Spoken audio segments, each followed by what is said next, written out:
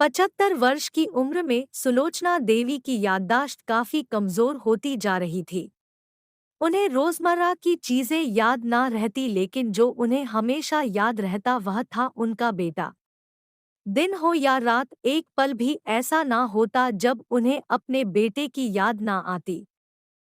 दूसरी तरफ बेटा था जो साल भर में एक आध बार अपने माँ को फोन कर लिया करता और 1-2 मिनट से ज्यादा बातें भी ना किया करता।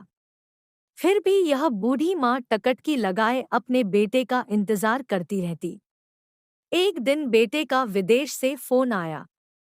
हेलो हेलो, सुन रही हो ना माँ? अनिल बोल रहा हूँ, तुम्हारा बेटा। कैसी हो माँ?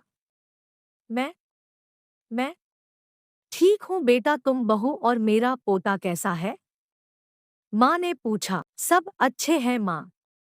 मैं अगले हफ्ते गाँव आ रहा हूँ माँ, तुम्हें लेने। अब हम सब साथ में ही लंदन में रहेंगे माँ। तुम्हारी बहू कह रही थी माँ को यहाँ पर लेकर आओ, बेचारी अकेली वहाँ परेशान होती होगी, बेटे ने कहा।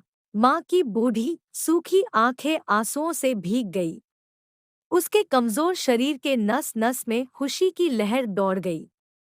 बेटे और बहू का अपने प्रति प्रेम देखकर माँ का मन खुशी से भर आया। बेटे ने आगे कहा, माँ तैयार रहना माँ, मुझे ज्यादा दिन छुट्टियाँ नहीं है।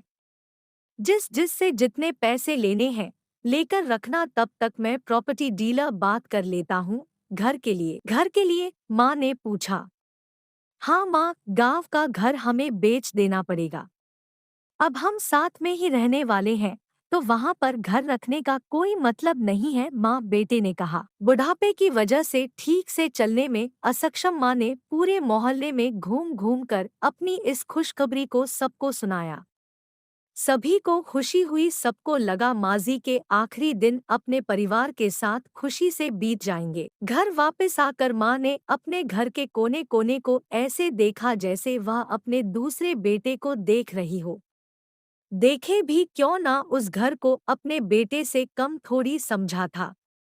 अपने पति के साथ 40 साल यही तो बिताए थे, लेकिन अब मजबूर थी बुढ़ापे के आखिरी साल बेटे और बहू के साथ बिताना चाहती थी। दिल पर पत्थर रखकर घर बेचने के लिए माँ तैयार हो गई। आनन फानन में बेटे ने घर को आधे दामों पर बेच दिया। माँ ने ज्यादा नहीं, लेकिन जिन चीजों से दिल लगा था उन चीजों को समेटा और बेटे के साथ टैक्सी में बैठकर एयरपोर्ट के लिए चली गई। एयरपोर्ट पर आकर बेटे ने माँ से कहा, माँ तुम यहाँ बेंच पर बैठो, मैं सामान और बोर्डिंग पास की जांच करा कर आता हूँ। वहाँ वक्त लगता है और खड़ा रहना पड़ता है, तुम्हें तकलीफ होगी। तुम यही आराम करो, मैं यूँ गया और यूँ आया। माँ बेंच पर बैठ गई और बेटा अंदर चला गया। काफी समय हो गया, बेटा वापस नहीं लौटा। माँ सोचने लगी, ज्यादा भीड़ होगी इसलिए देर लग रही होगी। अंधेरा होने को आया, अब तो लोगों की चहलकदमी भी कम होने लगी। माँ को अब चिंता होने लगी। एक कर्मचारी ने आकर पूछा, किससे मिलना है माजी आपको? यहाँ पर क्यों बैठी है? डरती हुई आवाज में सुलोचना देवी बोली, मैं? मेरा बेटा अंदर सामान की जांच कराने गया है। लंदन जा रहे हैं हम। क्या नाम है माँ जी आपके बेटे का? कर्मचारी ने पूछा। अनिल नाम है मेरे बेटे का, सुलोचना देवी ने बताया। कर्मचारी अंदर गया और थोड़ी देर बाद बाहर लौटा। उसने सुलोचना देवी से कहा, माजी लंदन जाने वाली फ्लाइट तो दोपहर में ही जा चुकी है और आपका बेटा भी उस फ्लाइट में बैठकर लंदन जा चुका है। अब आपके यहाँ बैठने का कोई मतलब नहीं है। आप भी अपने घर चली जाइए। क्या जा चुका है? और मैं घर जाऊं? घर? माँ की आंखों से आंसुओं के सैलाब उठने लगे। जैसे तैसे माँ घर पहुंची, जो अब उसका था ही नहीं, बिक चुका था। वो वही बरामदे में तुलसी के पास सो गई। घर के नए मालिक को उस पर दया आई तो एक कमरा किराए से उसको दे दिया। पेंशन के पैसों से खाना और किराए का बंदोबस्त हो जाता था। दिन बीतने लगे। कुछ दिनों बाद घर के नए मालिक ने सुलोचना देवी से कहा, माजी आप अपने रिश्तेदारों के यहाँ पर जाकर क्यों नहीं रहती है?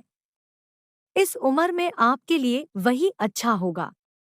अच्छा तो होगा, लेकिन अगर मेरा बेटा वापस आया तो उसका ख्याल कौन रखेगा?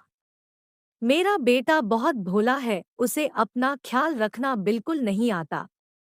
मैं कहीं नहीं जाऊंगी। क्या पता कब उसे मेरी जरूरत पड़ जाए, माँ ने कहा। दोस्तों, सच बता रहा हूँ, माँ की ऐसी बातें सुनकर मेरी आंखों में आंसू आ गए। किसी ने सच ही कहा है, पूत कपूत हो सकता है, लेकिन माता कभी कुमाता नहीं होती। दोस्तों, आप सभी से हाथ जोड़कर विनती करता हूँ, अपने माता पिता की जितनी हो सके सेवा करना। उनके साथ कभी बुरा बर्ताव मत करना।